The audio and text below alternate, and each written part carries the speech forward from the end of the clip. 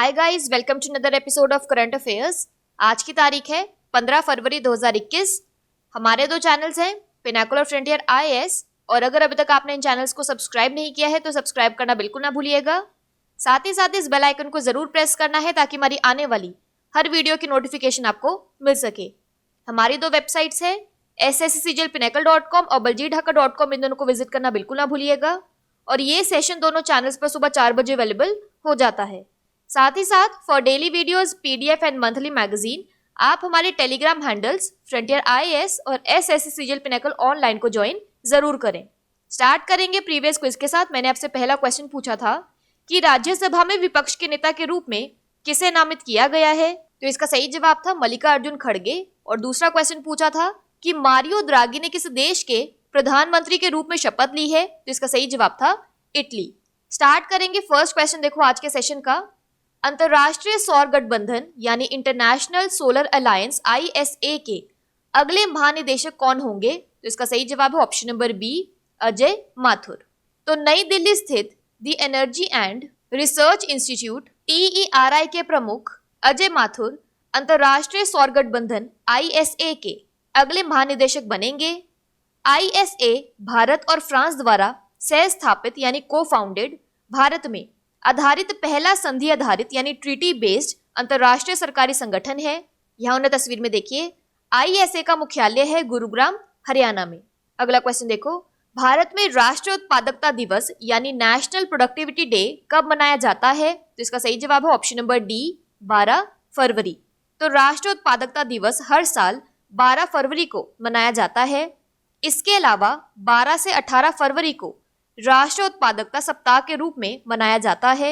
यह दिन राष्ट्रीय उत्पादकता परिषद यानी नेशनल प्रोडक्टिविटी काउंसिल NPC द्वारा उत्पादकता और तकनीकों के कार्यान्वयन में सभी हितधारकों को प्रोत्साहित करने के लिए आयोजित किया जाता है।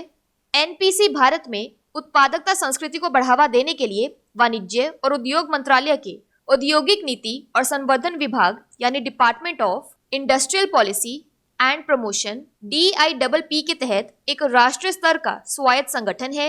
इसे सरकार द्वारा 12 फरवरी 1958 को पंजीकृत किया गया था। राष्ट्रीय उत्पादकता परिषद के महानिदेशक हैं अरुण कुमार झा।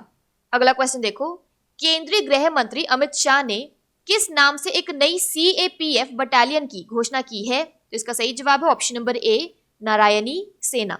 तो पश्चिम बंगाल में केंद्रीय गृह मंत्री अमित शाह ने कूच बिहार में एक जनसभा के दौरान पैरामिलिट्री फोर्स अर्धसैनिक बल में नारायणी सेना के नाम से नई बटालियन बनाने की घोषणा की है।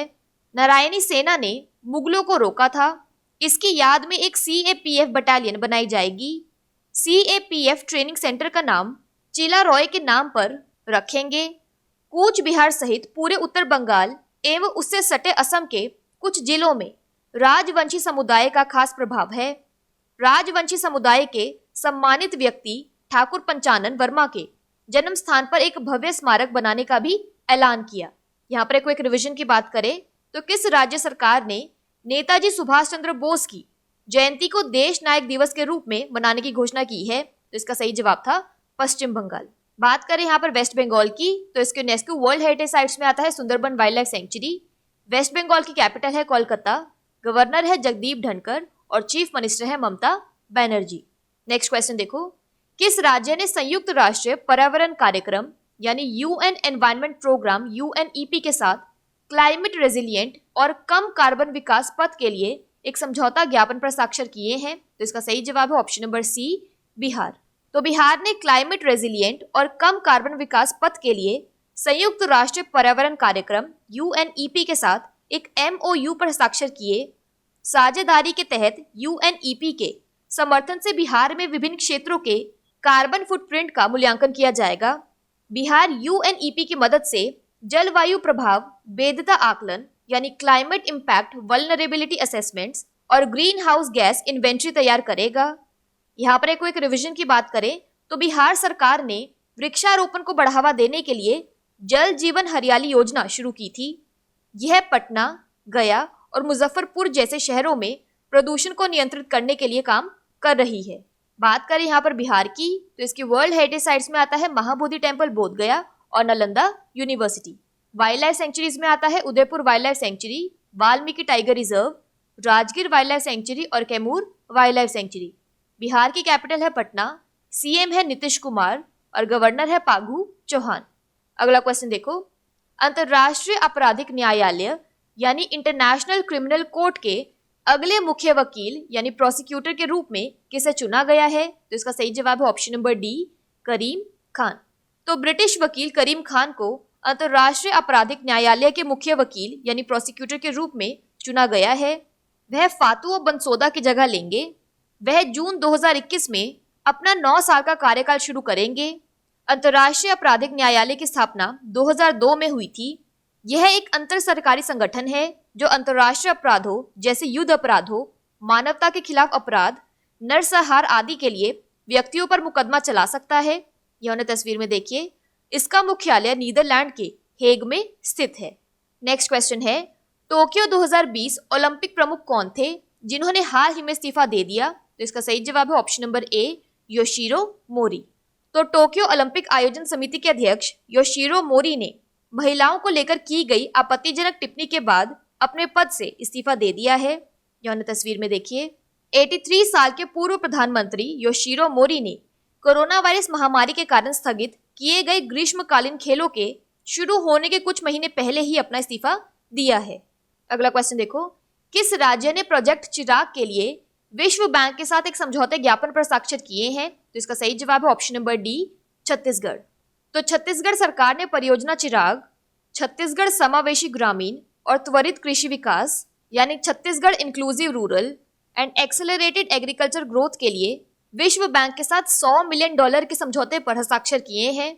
चिराग प्रोजेक्ट छत्तीसगढ़ में टिकाऊ उत्पादन प्रणाली यानी सस्टेनेबल प्रोडक्शन सिस्टम्स विकसित करेगा, जिससे दूर दराज के इलाकों में आदिवासी परिवारों को विविध और पौष्टिक भोजन साल भर का उत्पादन मिल सकेगा।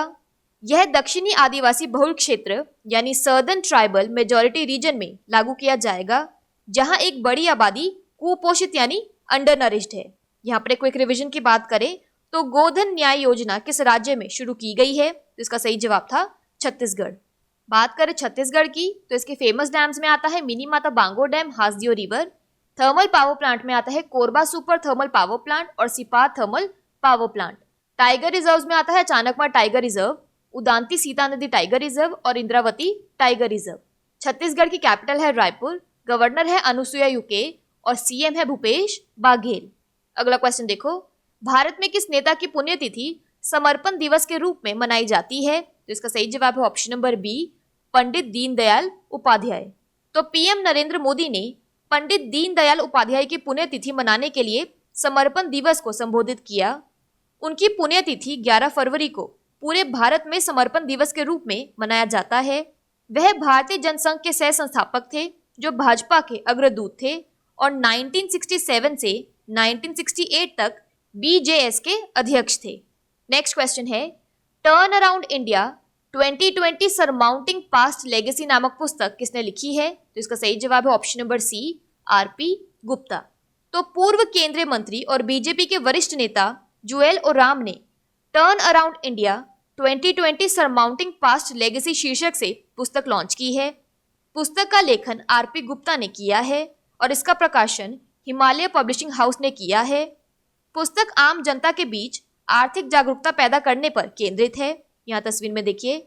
यह भारतीय अर्थव्यवस्था को पुनर्जीवित करने के लिए एक व्यवहारिक विकल्प प्रदान करती है ताकि नई नौकरियों का सृजन हो सके और सार्वजनिक आय को बढ़ाया जा सके, साथ ही आगामी आर्थिक संकट के लिए संरचनात्मक सुधारों को लागू किया जा सके। अगला क्वेश्चन देखो, हाल ही में किस देश ने बाबर क्रूज मिसाइल का सफल परीक्षण किया है? तो इसका सही जवाब है ऑप्शन नंबर सी, पाकिस्तान। तो पाकिस्तान की सेना ने एक कम दूरी की सतह से सतह यानी short range surface to surface पर मार करने वाली बैलिस्टिक मिसाइल का सफल परीक्षण किया, जो 490 किलोमीटर लगभग 280 मील तक उच्च परिशुद्धता यानी हाई प्रिसिशन के साथ जमीन और समुद्री लक्ष्यों पर मारने में सक्षम है। बाबर क्रूज मिसाइल को अत्याधुनिक multi tube missile launch vehicle से लॉन्च किया गया था। बात करें यहाँ पर पाकिस्तान की, जिसकी कैपिटल है इस्लामाबाद और करेंसी है पाकिस्तानी रूपी। बात कर लेते हैं आज के सेशन के क्विक समरी की। तो इंटरनेशनल सोलर अलायंस के अगले डीजी बने हैं Ajay Mathur. National productivity day फरवरी 12 को मनाया जाता है। सीएपीएफ की एक नई बटालियन का नाम है नारायणी सेना। क्लाइमेट रेजिलिएंट और लो कार्बन डेवलपमेंट पाथ के लिए यूएनईपी ने बिहार के साथ एक एमओयू साइन किया है। इंटरनेशनल क्रिमिनल कोर्ट आईसीसी के चीफ प्रोसिक्यूटर बने हैं Karim Khan. Tokyo 2020 Olympics chief Yoshiro Mori ने रिजाइन कर दिया है। छत्तीसगढ़ ने वर्ल्ड बैंक के साथ प्रोजेक्ट चिराग के लिए एग्रीमेंट साइन किया है। समर्पण दिवस पंडित दीनदयाल उपाध्याय की डेथ एनिवर्सरी पर मनाया जाता है। Turn around India 2020 surmounting past legacy book RP Gupta ने लिखी है। और बाबर क्रूज मिसाइल का परीक्षण पाकिस्तान ने किया है। बात कर लेते हैं आज के सेशन के क्विज फॉर द डे की। आपका पहला क्वेश्चन है, भारत में किस नेता की पुण्यतिथि समर्पण दिवस के रूप में मनाई जाती है? और आपका दूसरा क्वेश्चन है, भारत में राष्ट्रीय उत्पादकता दिवस कब मनाया जाता है? इन दोनों क्वेश्चंस का आंसर आपको नीचे कमेंट सेक्शन में जरूर करना है। और अगर अभी तक आपने हमारे चैनल्स को सब्सक्राइब नहीं किया है तो सब्सक्राइब करना बिल्कुल ना भूलिएगा। साथ ही साथ इस बेल आइकन को जरूर प्रेस करना है ताकि हमारी आने वाली हर वीडियो की नोटिफिकेशन आपको मिल सके। हमारी दोनों वेबसाइट्स और टेलीग्राम हैंडल्स को ज्वाइन जरूर करना है। Thank you so much.